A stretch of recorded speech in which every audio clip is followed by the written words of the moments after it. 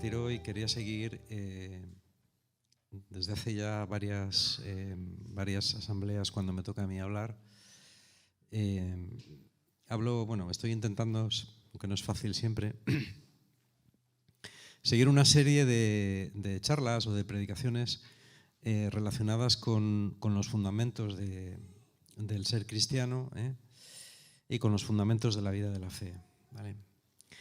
Entonces, hoy quería hablar de un tema muy específico que yo creo que con una charla no va a ser suficiente, probablemente sean necesarias dos.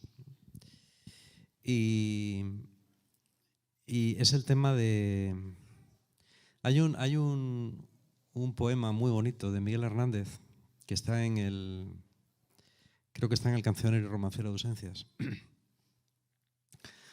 que luego se le ha puesto música, Serrat le ha puesto música, Joan Baez también, que es el poema de Llegó con tres heridas. Llegó con tres heridas, la del amor, la de la muerte y la de la vida.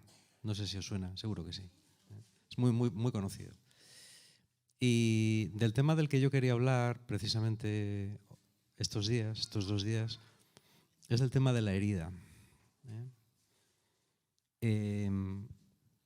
Hace tiempo que vengo pensando en esto y es algo que voy viendo cada vez más extendido, ¿no? Es decir, cuanto más hablo con la gente o leo y cuanto más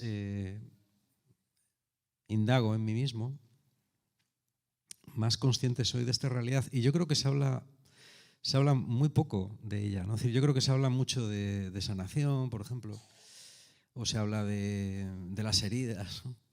Sobre todo en determinados ambientes o sitios, pero creo que se profundiza bastante poco. Y bueno, yo humildemente lo que quería era exponer en un par de charlas lo que yo pienso de este tema, porque me parece que es muy importante. Yo creo que no puede haber una teología ni una antropología cristiana que deje de lado esto, porque es demasiado importante como para dejarlo de lado o como para tratarlo de forma superficial. Por eso quería hablar de este tema, ¿no? Yo pensaba que, por sistematizarlo un poco, cuando hablamos de la herida, hablamos de una experiencia universal. Es decir, no hay nadie que no esté herido. Es decir, cuando Miguel Hernández habla de esto, ¿no? Él habla de una realidad que él ha vivido y de una realidad que él vive y que está viviendo, ¿no? Es decir, de hecho, su vida acabó muy tristemente con 32 años en una cárcel. Y esta es una experiencia, como digo, universal. Yo creo que hay, para aclararnos, yo lo defino así, seguramente se podrían definir de muchas otras maneras, ¿no? Pero bueno, se me ocurría esto. Yo creo que hay tres tipos de heridas, o que la herida se manifiesta de tres maneras. ¿Hay alguien que pueda traducirle a Terry? There is someone who can translate you something that, por lo menos las ideas, the fundamentals, estaría bien. Yo creo que hay una herida ontológica,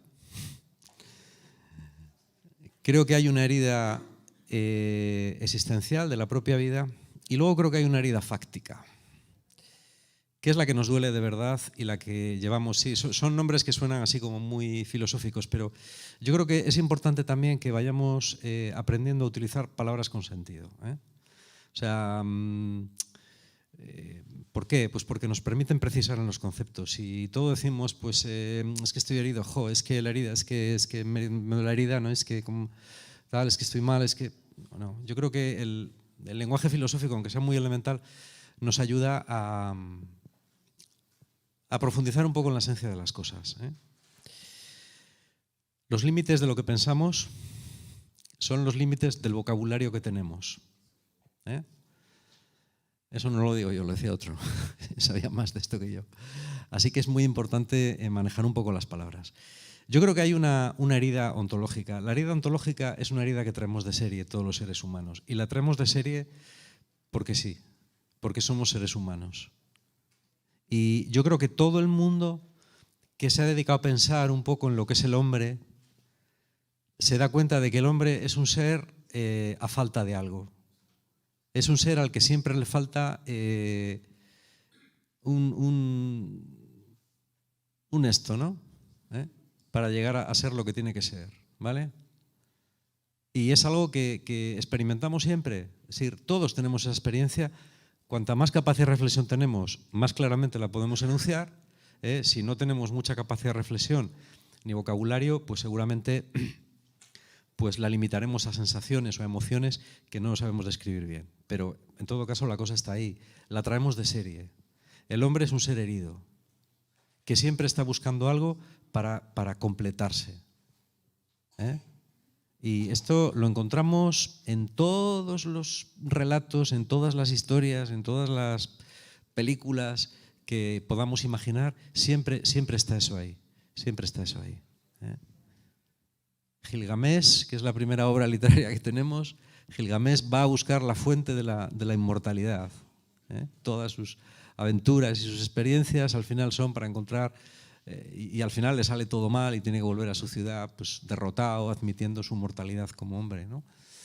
Y es así, o sea, coges el Ramayana es igual, Rama tiene que ir a buscar a Sati que la han secuestrado, tiene que ir a Ceilán. Es decir, el viaje iniciático del héroe que siempre tiene que salir de su tierra a buscar algo que le falta, no es más que esto. Está también en Edipo, está en todos los sitios, es siempre la misma historia.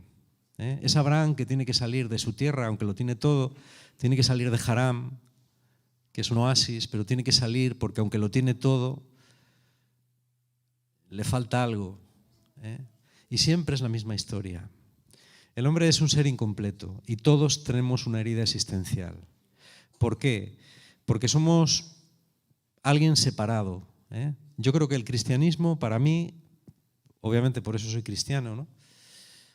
De las muchas respuestas que hay, es la respuesta más completa a lo que le pasa al hombre y a por qué le pasa. Y hay muchas otras y muy interesantes. Por ejemplo, la respuesta budista es muy interesante también. Pero la respuesta budista intenta solucionar el problema, no intenta darle sentido al problema. Pero la respuesta cristiana sí. La respuesta cristiana lo que dice, lo expresa muy bien San Agustín, con esa frase que decimos tantas veces. Nos creaste, Señor, para estar contigo, nuestro corazón no descansará hasta que no esté en ti. Las confesiones empieza así, empieza con esta frase, ¿vale? Y yo creo que esta es la realidad. Siempre va a haber una sombra de malestar, una sombra de falta de estar llenos, de falta de plenitud en nosotros. ¿Por qué? Porque estamos arrojados en el tiempo, estamos en una dimensión que no es definitiva, que no ha llegado al finis. Definitivo viene de finis. No ha llegado al fin, está en el tiempo y somos unos peregrinos. Y todas nuestras epopeyas literarias y todas nuestras historias, en el fondo lo único que hacen es recoger ese sentimiento de finitud que tenemos, ese sentimiento de ser peregrinos, de no estar bien en el sitio en el que estamos, de tener que ir siempre a otra parte. Esto yo creo que es muy importante tenerlo en cuenta porque un amigo psicólogo me decía hace no mucho, ¿no? Dice, es curioso lo que me pasa, dice, en la consulta hay veces que últimamente me llega gente en sus 30 y tantos, 40 años, y gente que me dice, mira, estoy bien, tengo un trabajo bueno, la relación con mi mujer o con mi familia es buena, me va bien la vida, tengo salud, pero hay algo que me falta, me siento frustrado, necesito cosas nuevas y no sé qué me pasa. Dice, por eso vengo al psicólogo. Y él dice, claro, eso no es una patología. Eso no es algo que un psicólogo pueda resolver. Eso es otra cosa. Eso tienes que resolverlo tú, ¿vale? Y para resolver ese vacío ontológico que tenemos, necesitamos narrativas. ¿Las narrativas qué son? Las narrativas son discursos que el hombre crea para entender la vida y para entenderse a sí mismo. ¿Y qué pinta en ella? Hay muchas narrativas. A lo largo de la historia ha habido muchas. Las mitologías son narrativas, ¿no? Los grandes relatos iniciáticos son narrativas. Las religiones son narrativas también. Todos necesitamos una narrativa. Pero para poder tener una narrativa no es tan fácil tenerla como nos imaginamos que es. Y quiero entrar aquí en la segunda parte, que me parece importante. Y es entender el mundo en el que estamos, en el que estamos en la actualidad, ¿no? La Europa occidental generalmente ha vivido de una narrativa más o menos cristiana, ¿eh? Si no cristiana en el fondo, por lo menos cristiana en la forma.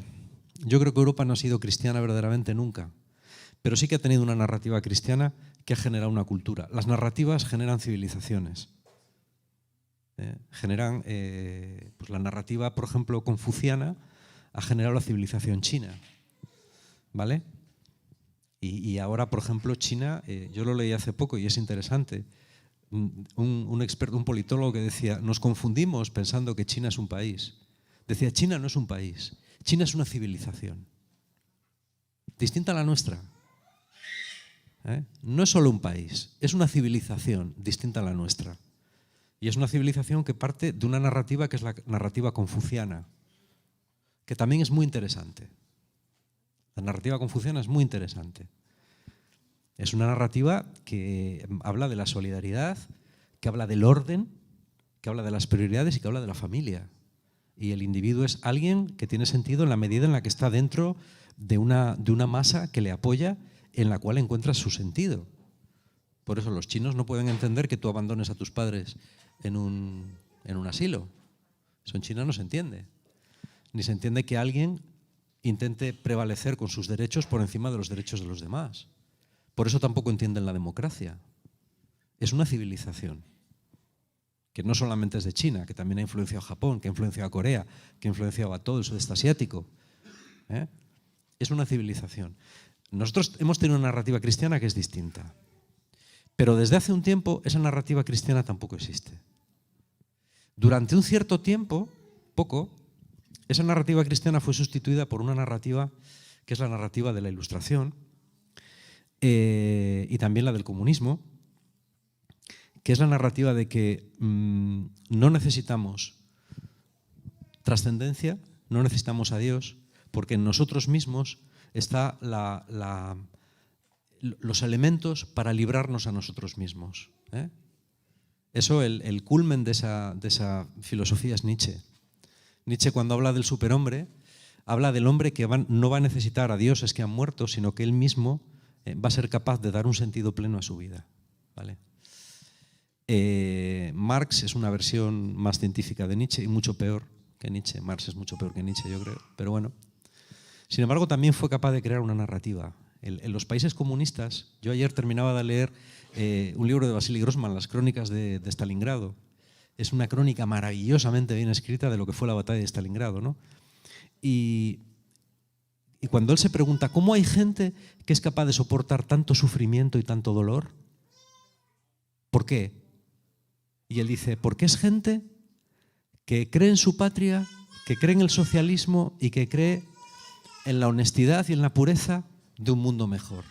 Y por eso son capaces de luchar hasta el último hombre, hasta los niveles más increíbles del sacrificio. Es un libro espeluznante, es para leerlo, ¿eh? Y yo leyendo testimonios que él cuenta, digo, esto es auténtico, es verdad, seguro que hubo gente así. Sin creer en Dios, pero que dio su vida por este ideal. ¿Cuál es el problema? Que estos ideales basados en el hombre duran poco.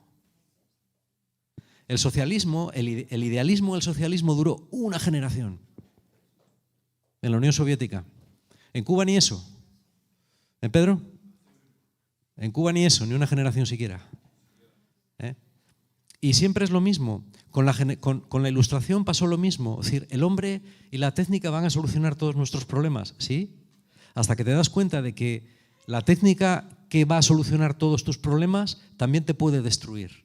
Entonces llega la Primera Guerra Mundial y todos los discursos del positivismo, esto va a ir cada vez mejor, la ciencia nos va a hacer cada vez más felices, se hunden. ¿Por qué? Porque esos logros que debían salvar a la humanidad se demuestra que la pueden destruir. Y después de la Segunda Guerra Mundial ya ni te digo.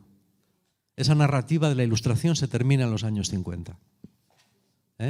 Y en los años 60 aparece la tercera y la última narrativa, por lo menos hasta ahora, que es la narrativa posmoderna. La narrativa posmoderna ya solamente cree en el individuo y en la libertad. En la libertad de hacer lo que me dé la gana, de ser quien me dé la gana y de tener todos los derechos. Eso es el mayo del 68. La libertad de decir, yo puedo ser hombre, puedo ser mujer, puedo ser hombre hoy, mujer mañana. No hay límites a lo que yo quiero. Puedo independizarme de donde sea. No hay nada que se oponga a mi deseo. Mi deseo es Dios. Lo que yo quiero, mi libertad para ser es Dios. Y así yo voy a ser feliz. Cuando realmente no me sienta oprimido por la sociedad que no me deja manifestar mi sexualidad, cuando esta sociedad acaba con Freud y con toda la represión freudiana y ya está, ya no hay Freud, ya no hay tabú, ya todo está permitido, todo es libre, puedo hacer lo que quiera, cuando quiera, puedo vestir, vivir, bla, bla, bla, bla, bla, bla. Y ya solamente te queda, la última narrativa que te queda es esa, ya no hay más. Ya no es la narrativa económica, porque se ha demostrado que esa ya no te va a librar. Ya no es la narrativa técnica, porque se ha demostrado que esa no te va a librar, ya no puede. Entonces es la narrativa de lo que me dé la gana, de mi libertad. Yo soy el dueño de mi yo. Pero esta narrativa va a fallar también, ya está fallando.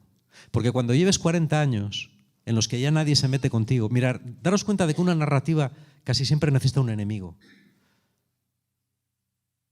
Contra el que tú tienes que luchar. Siempre es así. Primero puede ser Dios y la Iglesia. Después puede ser la clase burguesa. Después puede ser la represión social, que decía Freud. Después puede ser los fascistas. Sí, existen.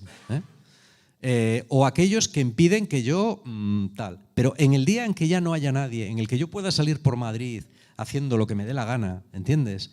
Y vestido como quiera, y con una gallina amarrada a la cabeza, y mientras canto, yo qué sé, el Mesías de Händel, y lo que yo quiera, y nadie se meta conmigo, y nadie me mire, y yo siga estando igual de mal, entonces tengo que inventarme internet, para que la gente me dé likes, para que la gente valide mis cosas. Yo tengo que exhibir mi vida para ser valorado, si no en la vida real, por lo menos en internet.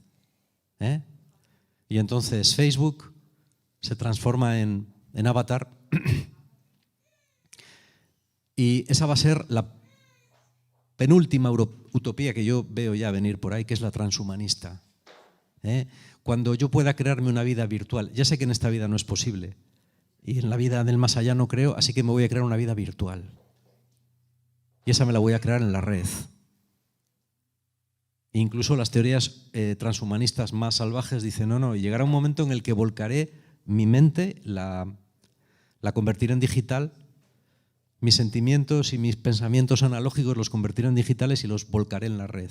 Y entonces viviremos una especie de... Y las máquinas, los chips, nos permitirán vivir eternamente. Ese es el último sueño. Y se hundirá también. Se hundirá también. ¿Cuánta más cuerda tendremos? Pues no lo sé. ¿Quién lo sabe, no? Yo no lo sé. Pero esta es la realidad. El malestar de la civilización, que Freud notaba en los años 30, cada vez es mayor. Las enfermedades mentales cada vez son mayores, la depresión, que ya tampoco sabemos muy bien lo que es. Cuando la gente dice que está deprimido, exactamente qué es lo que quiere decir, ¿no? ¿Qué es estar deprimido? Estar quemado, estar frustrado, no tener perspectivas vitales. ¿Qué es estar deprimido? Estamos en la edad de la depresión. Cuanta más libertad, menos libertad. Cuanto menos discurso coercitivo, más dolor. Y el hombre ha perdido su alma. Por lo menos en Occidente. También tendemos a pensar que el mundo es Occidente y el mundo no es Occidente. Los países árabes no tienen estos problemas. Y los asiáticos, vete tú a saber los problemas que tienen los asiáticos, pero probablemente tampoco. Pero nosotros sí, y vivimos aquí. y hablamos con la gente de aquí, nos encontramos con la gente de aquí. Y para hablar con la gente tenemos que tener en cuenta esta herida ontológica que todos tenemos. Y a la gente hay que explicarle, el mal está dentro de ti. Vuelvo a citar la película de Pasolini, lo que le dice la esfinge a Edipo, insensato, la cima a la que me quieres arrojar está dentro de ti. Esa frase es, ¡guau!, qué buena. La cima está dentro de ti, no está fuera. El enemigo no está fuera, está dentro, siempre está dentro. Y hasta que no te des cuenta de que está dentro no vas a poder ser libre, ¿vale? Y además, tú no puedes salvarte a ti mismo, Heidegger, que en los años 20 empezó con una filosofía que era muy atractiva entonces, ¿no? Empezar la ontología desde el principio, es decir, darte cuenta de lo que es existir y intentar exprimir cada momento de existencia de la manera más intensa posible, ¿no? De forma que no hubiera pasado ni presente, sino un ser. Él hablaba la filosofía de Heidegger es un poquitín difícil de entender, pero él hablaba de poder vivir el ser en total plenitud en cada momento. Eso le llevó a adoptar la ideología nazi en los años 30. Pero al final de su vida, en una entrevista que se hizo famosa a la radio-televisión alemana, él decía, yo buscaba en la autenticidad del ser la plenitud de la vida, pero ahora me he dado cuenta de que solo un Dios nos puede salvar. Solo un Dios nos puede salvar. Bueno, Heidegger era bastante listo, entonces era normal que se diera cuenta de esto, ¿no? Yo creo que es muy difícil. Todo esto os parecerá a lo mejor un rollo teórico, una conferencia o lo que sea, me da igual. Si en la Iglesia no empezamos a entender las cosas bien, vamos a hacer el gilipollas. Y vamos a entrar en la plenitud, no en la plenitud, sino en la plenitud del discurso actual. La gente que nos dirige no tiene ni idea de esto. No saben nada. Y por eso no hacen más que tonterías, una tras de otra. Porque no leen y porque no piensan lo suficiente. Lo grave es que estén donde están. Lo grave es que estén donde están. Pero en la Iglesia podemos caer en ese error también si nuestro discurso no profundiza en las cosas. Hay que entender lo que está pasando, hay que leer bien el partido para poder dar una respuesta a nuestra sociedad. Si no profundizamos, si no vemos las cosas un poco en amplitud y relacionándolas, no vamos a entender qué es lo que está pasando. Y todo lo que hablemos de evangelización, de querigma, de buena noticia, si no tenemos en cuenta todo esto, son más palabras. Palabras sobre palabras. Discursos que son incapaces de entenderse. Sordos dialogando. ¿Entendéis? Yo creo que esto es muy importante. Hoy quiero quedarme aquí, no me voy a enrollar más. Ya llevo media hora. Pero creo que es muy importante, aunque esto os parezca muy teórico, es muy importante entender dónde estamos. Solamente a partir de aquí podemos entendernos a nosotros mismos que somos hijos de esta sociedad. Nosotros puede parecer que esto es teórico y que no nos afecta, pero claro que nos afecta. Nosotros estamos metidos ahí, como dice el tango, en el mismo lodo todos manoseados. Pues eso. Vivimos revolcados en un merengue y en el mismo lodo todos manoseados. Eso es lo que dice el tango. Bueno, pues eso. Para nosotros es importante entender eso también. ¿Vale? La próxima vez me gustaría hablar de las otras dos heridas, ¿no? De la herida existencial, esas ya son individuales, la que cada uno llevamos por nuestra vida, y después de la herida fástica. La herida fástica es aquella que a cada uno de nosotros ahora mismo nos hace pupa y nos duele. Pero solamente teniendo en cuenta estas tres dimensiones podemos entender una parte muy importante de lo que somos como seres humanos y de entender lo que significa la buena nueva en plenitud.